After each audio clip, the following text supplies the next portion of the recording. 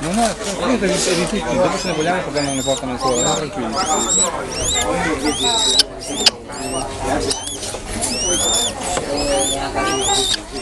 Fatto vedere ieri sera quando sono arrivato a casa mia figlia, porto della... Papà, So che, leggo anche...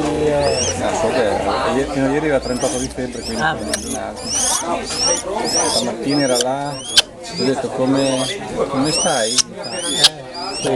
Febbre? Fa, 36. Vabbè, allora mi stai a casa, fresco, riposa. Comunque era incavolato.